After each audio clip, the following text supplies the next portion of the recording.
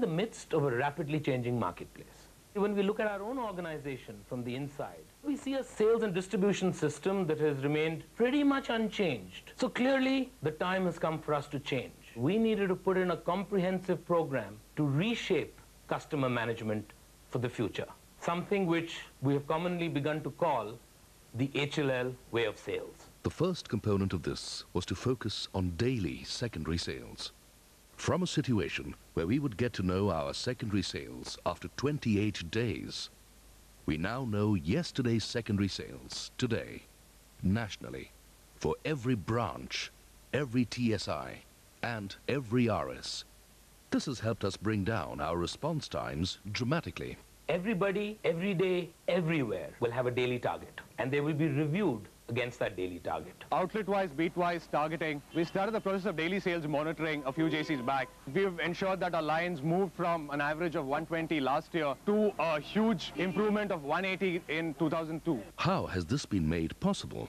By leveraging technology, freeing field force time to focus on the marketplace and growth. And the key enabler to make this happen is connectivity. Now imagine a situation where a lot of these RSs did not even have a computer. We have worked very closely with the sales team to educate RSs about the benefits so that they invest in computerization. Today there are 3,000 RSs across 1,000 towns in the country who are connected. Connectivity gives us rich information in time and allows the sales team to act quickly to deliver growth.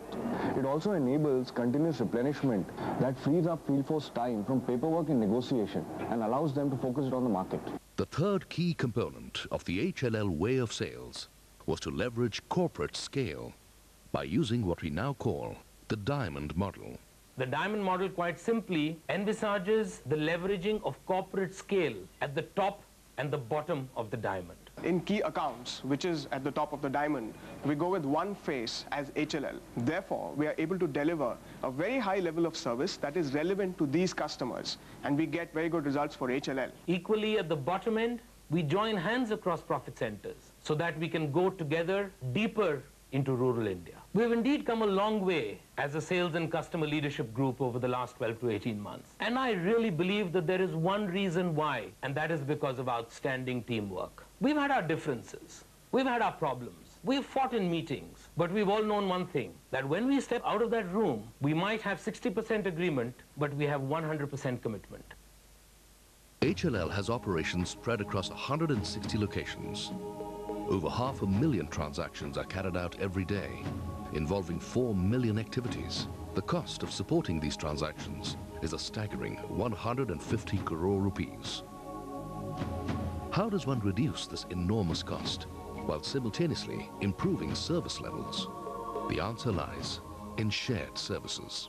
Our vision is to create a center of excellence for finance and accounting processes. We will do this by leveraging technology and re-engineering the processes. This would enable radical improvement in customer service and reduce costs. We have successfully implemented shared service model in beverages. Beverages had a very complex supply chain with each unit responsible for its buying, tasting, blending, planning, financial payments, and accounting. Through shared service initiative, we have been able to converge the entire commercial process to operate from a single center at Calcutta. There were several benefits of this new way of working. For example, stock information critical for tea buying, which was earlier available after 6 days from the month end, is now available online. We are now able to respond to changes in the production plan in just a day's time. We have excellent control over stocks, and we have been able to reduce the stock levels by more than 2.5 weeks. More importantly, all the processes at the units are simplified and standardized. The units are now required to focus only on one thing, and that is operational excellence. Currently, a national sales commercial center is being established in Chennai. This will be a critical enabler for dramatically improved customer service and reduced cost. Going forward, shared services will become a way of life at HLL. In 2003, we hope to leverage its benefits fully and extend this initiative to other areas. On completion of this initiative, we hope HLL will be at the cutting edge of world-class commercial processes.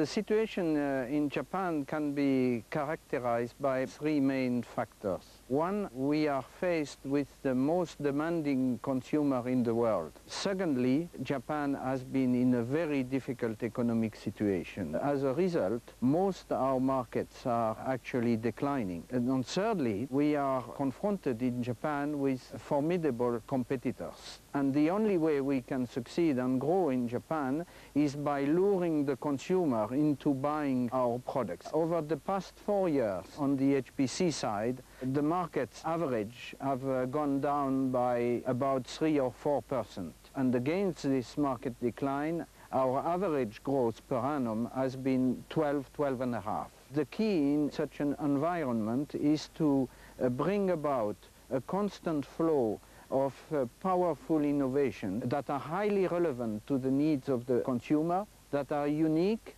and that correspond to significant opportunities. If you would ask a supply chain colleague in Nippon Leather, what is your main objective in the supply chain, I'm pretty sure they would tell you it's to support innovation in Nippon Leather. They wouldn't say it's to reduce cost or reduce capital. Also, we have done a lot of that as well. In the innovation area, we had to address a number of specific issues. The first one is the depth of the consumer understanding, the ability to generate powerful new ideas, and then the way we would bring them to the market. We have tried to improve the quality of our consumer understanding along two directions. One is the depth of the understanding, and the other one is sometimes called the foresight, the ability to forecast trends. There are actually two Japanese words. One is honne, and the other one is tatemai. Tatemai is what you say in an interview situation, what you want the interviewer to hear, not necessarily what you think personally. The honne is what you think deep inside and which you don't necessarily disclose in a traditional market research study. And therefore we have made a great effort to try to capture the honne. The other dimension is the foresight. Obviously, if we start today developing a new product, it may come in the market within 18 months or 2 years. And in some categories, like hair, styling, for example, the trends evolve very fast. If we are not able to capture the trend, to understand what the styling conditions will be within 18 months to 2 years, when we have finished our development, we may realize that we are already out of fashion. It is very difficult to be complacent in the Japanese environment because we can see what we call the fade is extremely quick to happen. So if you launch what you think is a powerful innovation today, it is likely that within 1 year, sometimes less, a number of competitors will have copied your proposition.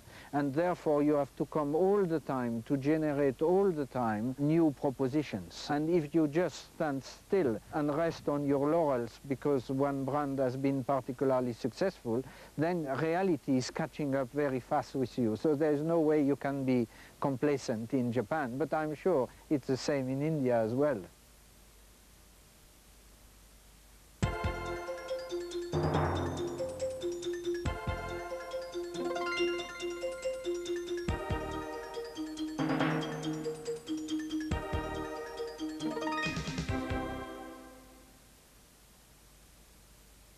What I'm going to talk about is the Ritz-Carlton Hotel Company. The business strategy was built around creating a brand that was focused on highly personalized, genuinely caring, anticipatory, and sophisticated service. One of the things that was really compelling was the rigor at which the Ritz-Carlton focused on translating that brand strategy into specific customer service standards and into an operational approach that allowed ultimately tens of thousands of employees to deliver this type of experience. Let me start with the cornerstone of the Ritz-Carlton philosophy, because I think it's impossible to bring to life the way the Ritz-Carlton has thought about process management and people management without starting with the foundation of the Ritz-Carlton's approach, which is commonly referred to as the Ritz-Carlton Gold Standards. And it's literally this pocket-sized card. And just to demonstrate that the extent to which this is ingrained. I left the Ritz-Carlton Hotel Company in 1994. I can still recite what's on this card. Now this credo, again, forms the basis for the remainder of the gold standards. And let me quickly touch on those, and then we'll talk about how specifically the Ritz-Carlton has executed this, because it's easy to put it on a card. It's harder to figure out a way to execute it. So simple things are built into the Ritz-Carlton processes, such as teaching bellmen to look at the luggage tag as they escort a guest to the front desk. They can walk them up and they can say, "This is Mr. Rivera, who's just arrived in from Buenos Aires." Okay? Mr. Rivera's never stayed at that hotel before. He's kind of looking around. He's saying, how do they know my name? The second to last part of the gold standards are the Ritz-Carlton basics. And these are 20 basics, which are a translation of the credo into specific behaviors. These things are kind of hardwired into the way the Ritz-Carlton thinks about its interactions. Basic number 14 goes on and on about smiling.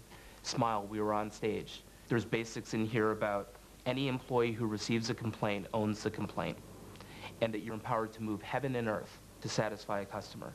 There are 4 key processes that make up the Ritz-Carlton's people management approach. It begins with the character trait selection process. The second key process is the Ritz-Carlton orientation process. And this is the term used for the first 2 days of somebody's employment. It's 2 days that focuses really on nothing other than the history of the company and on this philosophy, and on the role they'll play in bringing this philosophy to life. The most senior person in each property leads the initial 2 hours and takes them through this philosophy, and does it with nothing other than this card. This is going to happen whether there's 2 or 3 employees starting that week or 15. Irregardless of title, irregardless of the fact that one of us in the room makes 10 times as much money as the other one, we all come in, same 2 days, and it sets a tone right there that everybody is here for the same reason. Third core process is training certification, which starts on day 3 and continues up to as long as day 90 after a new employee is hired. And the training certification process is designed to teach people the skills to execute their jobs. Even the organizations do a great job with initial orientation, even those that have the rigor to translate it to something flashy like a little cute pocket-sized card. And even those that do a great job training, most of those fall short and don't reinforce the training after the initial period. It's what happens on day 91 through infinity. What happens at a Ritz-Carlton is that every single day, 365 days a year, every employee at a Ritz-Carlton spends 10 to 15 minutes in a pre-shift lineup, 10 to 15 minutes talking about one of the Ritz-Carlton 20 basics, talking about some aspect of the Ritz-Carlton philosophy, talking about examples of great customer service in their department. And it's all based on the belief that employees want to do a good job, and that if you've hired the right people, if they embrace the philosophy of the organization, if they understand the strategy, and if you get all the barriers out of the way, that they'll perform. And if they don't, it's really simple. They leave. Okay? No ifs, ands, or buts. And the Ritz-Carlton is very swift at exiting poor performers or people who don't embrace the philosophy. Let me now just shift gears for a minute and try to briefly talk about some of the challenges the Ritz-Carlton faced as they were growing very quickly. And we recognize that having the solid foundation and great people management processes was not going to be sufficient in and of itself to execute the service value proposition across 40, 50 hotels. Our execution was highly variable. It was at times brilliant, but at times very frustrating for customers. So we had to step back and really think about, what's going to allow us to grow and achieve the same type of magic we had when we had 3 hotels. So the Ritz-Carlton turned to total quality management. And all that total quality management means is to continuously improve the way work gets done. And the key was involving the employees, involving 20-some-odd thousand employees at the Ritz-Carlton. We were so focused on kind of department-specific functional silos. So we had reservations, and we had sales, and we had banquets, and we had catering. The customer doesn't think about it that way. And we didn't really understand the magnitude of that inefficiency until we started asking our employees to talk about ways we could improve the way work got done at the Ritz-Carlton. And a whole series of processes were put in place to make it very easy for employees to identify sources of inefficiency. And it becomes this virtual circle, or this virtuous circle of continuous improvement, when you start getting employees willing to identify how we could do a better job delighting customers, and if people think there's a better way, then they're encouraged to bring it up. But until it goes through the systematic process to be considered, to be surfaced, to be problem solved around, then this is the way we do business. And you either comply with that or you don't. And it's that rigor around what are the non-negotiables that I think has allowed the Ritz-Carlton to improve its execution as it's gone from 8 hotels to 40. That doesn't mean that it's command and control and that you stifle innovation or creativity at a Ritz-Carlton. On the contrary, I think this whole total quality management philosophy, all of these things give people systematic mechanisms to surface improvement ideas, which starts with understanding what's going wrong. One other thing I should mention, as the Ritz-Carlton grew, it became clear that it would take more than front desk staff remembering preferences of customers to be able to deliver that. The aspiration should be that you get the same highly personalized service irrespective of what hotel you've stayed at. And as a result, what the Ritz-Carlton came up with was something called the Guest Recognition Database, which is a database that captures a profile of all of their basic information. But even more so, trying to capture specific preferences so that we can surprise and delight and deliver things to you, again, that you would be surprised that we knew about. So let me give you an example. Say Mr. Narasimhan is a frequent guest at the Ritz-Carlton San Francisco, and we find out that he's a vegetarian. That would be an important thing for us to capture, because then when he goes to stay at the Ritz-Carlton Boston, that gets entered in his profile. He makes a restaurant reservation. That gets passed on to a person working as the maitre d' in the restaurant, who's able to come over and say, Mr. Narasimhan, I understand you're a vegetarian. We have a wonderful vegetarian menu that I'd be happy to offer you if that would be of interest. And he says, how do they know that? I've never even stayed at this hotel. Nice touch, right? It becomes a very powerful technology-enabled way to systematize something that's highly personalized. Any one of the 40 hotels I stay at, they know something about me. They know that when I stayed at the Ritz-Carlton Cancun, I fell in love with the chocolate chip macadamia cookies. So wouldn't it be nice to always have that as a welcome amenity, saying, we heard you love these in Cancun, instead of just sending a fruit basket? Cheating, if you will, but a way to link back to what we talked about in the brand aspiration, which is the mystique and the personalized nature of the service experience.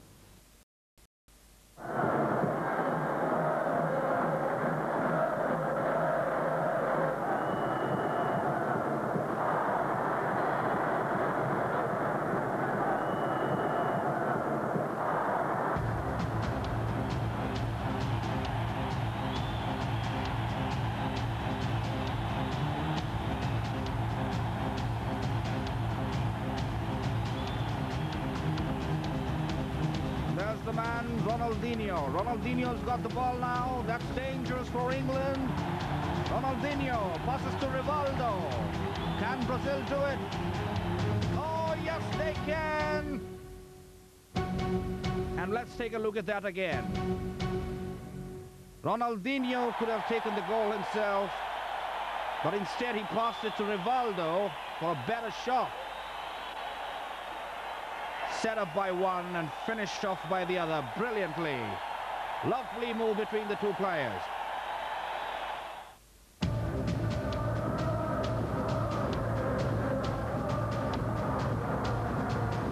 And well, that's Scolari, the Brazilian coach, a very tense man indeed. And is that what I think it is? A substitution. Well, unbelievable. The coach is replacing Ronaldo, the leading goal scorer for Brazil. Edilson seems to be coming on. What's going through the coach's mind? I wonder what his game plan is. Well, that's the man, Ronaldinho. He's been causing England a lot of problems. And oh, he's taken one English player down. Is that a foul? Let's have a look at this again.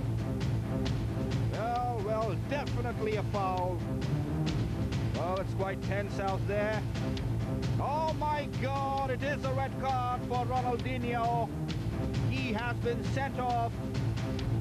Brazil's down to 10 men, and this is England's chance. Brazil leads 2-1. England's desperate for an equaliser. That's an English move. Everyone in the Brazilian team fallen back, all defending the goal. He's taken the shot, he's cleared it. Brazil managed to save this attack. And let's take a look at that again.